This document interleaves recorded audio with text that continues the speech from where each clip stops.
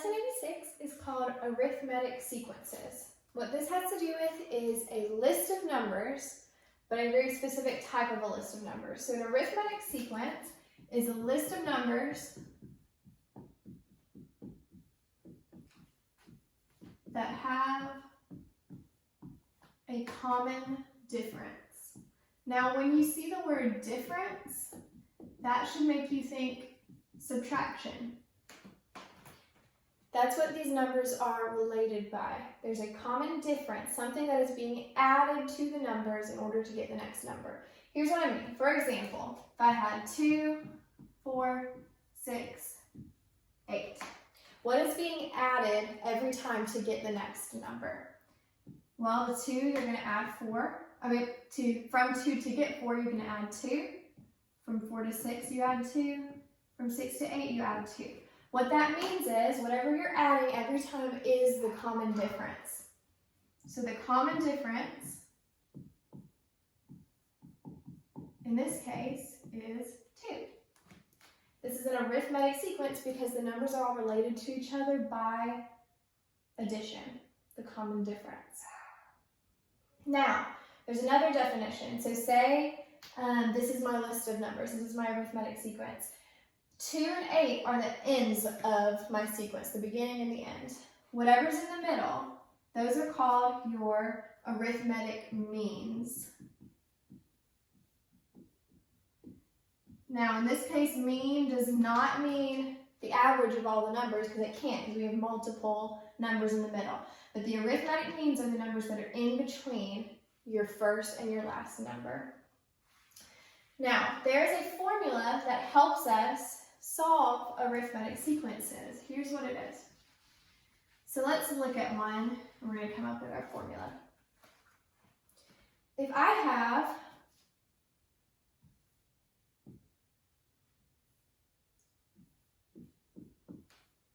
this arithmetic sequence, I can see 7, 10, 13, 16. I can see that I'm adding 3 every time. Well, let's come up with an equation that would tell us that. 7 is going to be, let's think about what place these numbers are in. 7 is in my first place, 10 is in my second place, 13 is in my third place, and 16 is in my fourth place. We're going to call whatever number order they're in. So 7 is in the first, second, third, and fourth. We're also going to call the very first number A1. That means first number. That's what we're starting with in our list. So the way that I would make an equation in order to solve these is I'm going to start with 7, A1. And then I'm going to add my common difference. In this case, the common difference would be 3 every time. So I would have 7 for the beginning, and then to get my next one, I would have plus 3. So first I would have 7, then I'd have 7 plus 3. Well, what do I add to 7 to get 13? 7 plus 6 would be 13. How would I write that in math form? Well, A1 plus D got me the second number. A1 plus 2D is going to get me my third number, 13. Because 2 times 3 is 6. 7 plus 6 is going to give me 13. Well, how would I get the next one? I would have A1 plus 3D. Because 3 times 3 is 9. 7 plus 9 is going to get me my 16. So here's how we write that. Pretend there's a 1 there, and over here this would be A1 plus 0D to get 7.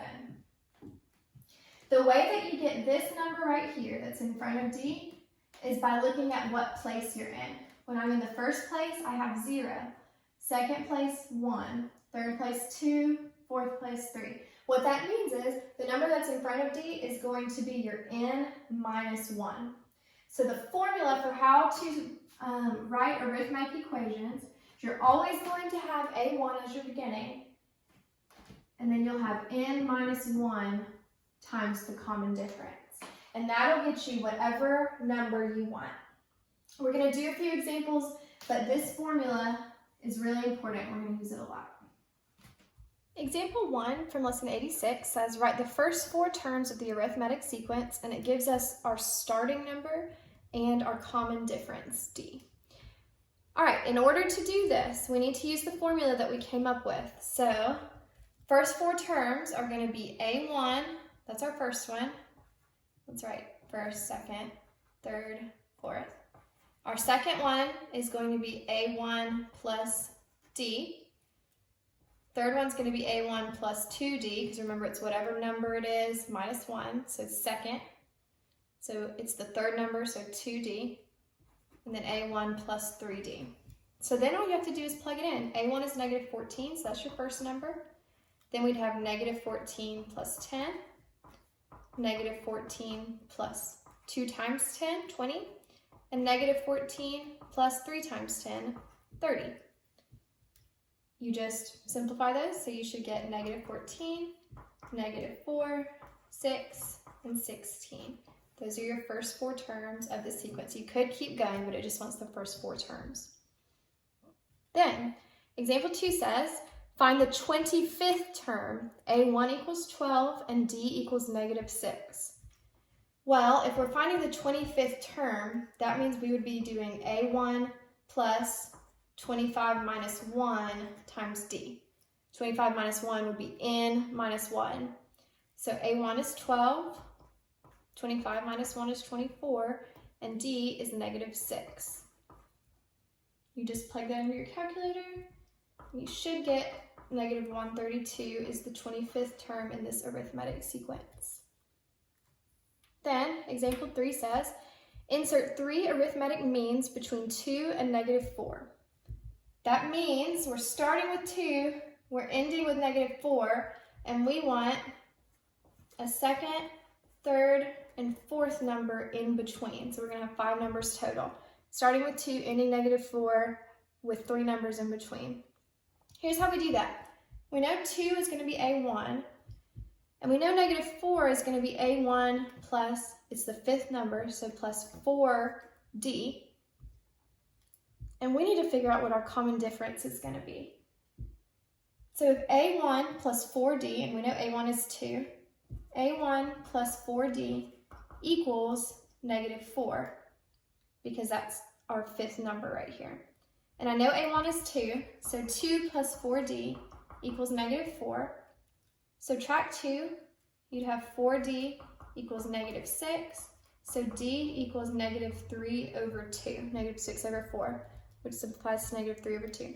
Or, just for ease of adding, negative 1.5.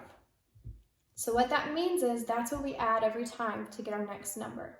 So 2 plus negative 1.5 is going to be 0.5.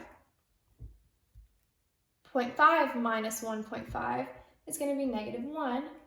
Negative 1 minus 1.5 is negative 2.5. And then just to check, negative 2.5 minus 1.5 is going to be negative 4. So these 3 numbers are your arithmetic means in between 2 and negative 4. Our last example, example 5, says find the 10th term of an arithmetic sequence in which A1 is 3x plus 2y and the 6th term is 8x plus 12y. Well, it gives us A1. A1 equals 3x plus 2y, and then we need to figure out what is the equation for the 6th term.